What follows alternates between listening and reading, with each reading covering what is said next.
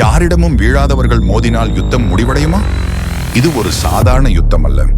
இது இருவரும் தோற்க மறுத்த ஒரு போராட்டம். ஒரு புறம் பரசுராமர், பல சத்திரிய வம்சங்களை முற்றிலும் அழித்த பெரும் போர் வீரர். மறுபுறம் பீஷ்மர், யாருக்கும் அஞ்சாத, எந்த மன்னராலும் தோற்கடிக்க முடியாத, வீரத்திற்கே வரையறையாக இருந்த மகாரதி. இந்த இருவரும் நேருக்கு நேர் மோதும் போது வெற்றி யாருக்கு கிடைக்கும்? 23 நாட்கள் போர்க்களம் கொந்தளித்தது. அம்புகள் பொழிந்தன, கோடாரிகள் பறந்தன, தெய்வீக அஸ்திரங்கள் ஒன்றன் பின் ஒன்றாக மோதின. தேவர்களே இந்த போரை நிறுத்த வந்தனர். ஆனால் யுத்தம் முடிந்ததா, அல்லது இது முடிக்க முடியாத ஒரு போரா? இந்த அற்புதமான போரின் முழு கதையை தொடர்ந்து பார்ப்போம் வாருங்கள். பீஷ்மர் மற்றும் பரசுராமர் இடையே நடைபெற்ற யுத்தம் மிகவும் முக்கியமானதாகும். இது போரின் தன்மையால் மட்டுமல்ல, தர்மம், பிரம்மச்சரியம், பழிவாங்குதல் ஆகியவற்றின் விளைவாக ஏற்பட்டதாகும். யுத்தத்திற்கு முக்கியமான காரணம் அம்பையின் கதையின் துவக்கம். அம்பா, அம்பிகை, அம்பாலிகை என 3 சகோதரிகளும் காசி அரசின் மகள்கள். அவர்களின் ஸ்வயம்பரத்திற்காக பல மன்னர்கள் வந்திருந்தனர். அந்நாளில் ஹஸ்தினாபுரத்தில் ராஜகுமாரர் விசித்திரவீரியன் சிறுவனாக இருந்ததால் அவரது மூத்த சகோதரர் பீஷ்மர் அவருக்கு மனைவிகளை தேட விரைந்தார்.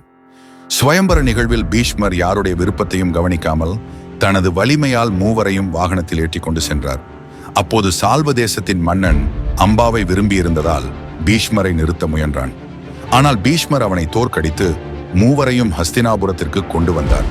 அப்போது அம்பாதான் முன்பே சால்வ மன்னனை விரும்பியதாகவும் அவருடன் கல்யாணம் செய்து கொள்வதற்காகவே ஸ்வயம்பரத்தில் கலந்து கொண்டதாகவும் கூறினார். பீஷ்மர், நான் உன்னை கட்டாயமாக கொண்டு வரவில்லை, நீ செல்லலாம் என்று அனுமதி அளித்தார். ஆனால் சால்வ மன்னன் பீஷ்மரால் தோற்கடிக்கப்பட்டதால் அம்பாவை ஏற்க மறுத்துவிட்டான். இதனால் அவள் மிகுந்த வெறுப்போடு திரும்பி வந்து பீஷ்மரையே திருமணம் செய்யுமாறு கேட்டுக்கொண்டாள். ஆனால் பீஷ்மர் தனது பிரம்மச்சரிய விரதத்தினால் மறுத்துவிட்டார். அம்பா மிகுந்த கோபமடைந்து பீஷ்மரை பழிவாங்க வேண்டும் என உறுதி எடுத்தாள். அவள் பல மன்னர்களிடம் உதவி கேட்டாள். ஆனால் யாரும் பீஷ்மருக்கு எதிராக போரிட தயாரில்லை. இறுதியாக அவள் பரசுராமரிடம் சென்றாள். பரசுராமரின் மீட்பு முயற்சி. பரசுராமர் சத்திரியர்களுக்கு எதிராக போராடிய வீரராக இருந்தாலும் பீஷ்மரை தனது சீடராக கருதினார். ஆனால் அம்பாவின் பரிதாபமான கதையை கேட்டதும் பீஷ்மரிடம் சென்று, நீ அம்பாவை திருமணம் செய்ய வேண்டும் என்று கட்டளையிட்டார். பீஷ்மர் அதற்கு மறுப்பு தெரிவித்தார். பரசுராமர் கூறினார், நீ அம்பாவை திருமணம் செய்யவில்லை என்றால் நீ எனது சீடன் என்பதை மறந்துவிடு. உன்னுடன் நான் யுத்தம் செய்ய போகிறேன் என்று கூறினார். இதற்கும் பீஷ்மர், நான் உங்களிடம் கருணையுடன் உள்ளேன், ஆனால் என் தர்மத்தையும் வாக்குறுதியையும் மீற முடியாது என்று பதிலளித்தார். இதனால் பரசுராமரும் யுத்தத்திற்கு தயாராகிவிட்டார். பீஷ்மர் பரசுராமர் யுத்தம் 23 நாட்கள் நடந்தது. இந்த யுத்தம் குருஷேத்திரத்தில் நடந்தது. இந்த போரின் மூலம் இருவரும் தங்கள் முழு வலிமையையும் வெளிப்படுத்தினர். முதல் நாள் போரில் பரசுராமரும் பீஷ்மரும் சமமாக போராடினார்கள். பரசுராமர் தன் பலத்துடன் பீஷ்மரை தாக்கினார். ஆனால் பீஷ்மர் அவரை தன்னுடைய வலிமையால் சமமாக எதிர்த்தார். இரண்டாம் நாள் போரில் பரசுராமர் தன் முழு சக்தியையும் பயன்படுத்தி பீஷ்மரை தாக்கினார். பீஷ்மரும் தனது வில், அம்பு, கதிரகம்பளத்துடன் பரசுராமரின் தாக்குதலை முறியடித்தார். நடுநாள் போர்களில் பரசுராமர் பரமசிவனிடம் பெற்ற பல தெய்வீக ஆயுதங்களை பயன்படுத்தினார். ஆனால் பீஷ்மர் அவற்றை சமமாக எதிர்த்தார்.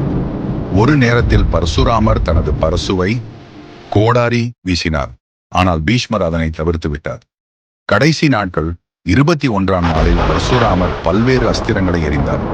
ஆனால் பீஷ்மர் அவற்றை முறியடித்து விட்டார். 22வது நாளில் பரசுராமர் கற்பனாஸ்திரம் போன்ற சில அதிவலிமையான அஸ்திரங்களை செலுத்தினார். ஆனால் அவையெல்லாம் பீஷ்மருக்கு எந்த பாதிப்பும் ஏற்படுத்தவில்லை. 23வது நாளில் பரசுராமர் தனது சக்தியை முழுமையாக உபயோகித்து பீஷ்மரை அழிக்க முற்பட்டார். ஆனால் பீஷ்மர் தன் சிறப்பான தெய்வீக அஸ்திரம் ஒன்றை பரசுராமருக்கு எதிராக செலுத்தினார்.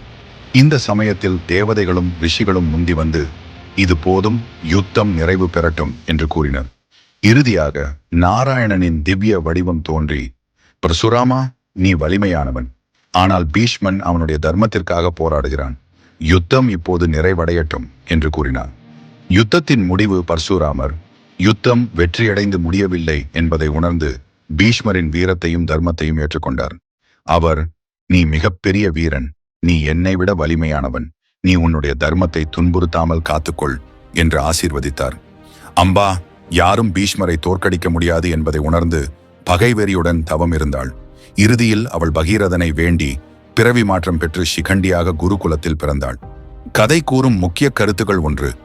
பீஷ்மரின் ஒழுக்கம் என் தர்ம நெறி எந்த சந்தர்ப்பத்திலும் தன் வாக்குறுதியை மீறவில்லை. 2. பரசுராமரின் வீரமும் கருணையும் போரின் முடிவை ஏற்றுக்கொண்டு தர்மம் என்ன என்பதை உணர்த்தினார். 3. அம்பாவின் பழிவாங்கும் ஆவல் பிறவி மாறி மாபெரும் எதிரியாக உருவெடுத்தாள். இந்த கதையில் தர்மத்தின் மீது நிலைத்திருப்பதற்கான பாடம் மட்டுமின்றி பழிவாங்குதல் எவ்வளவு பேரழிவை உண்டாக்கும் என்பதையும் நாம் காணலாம்.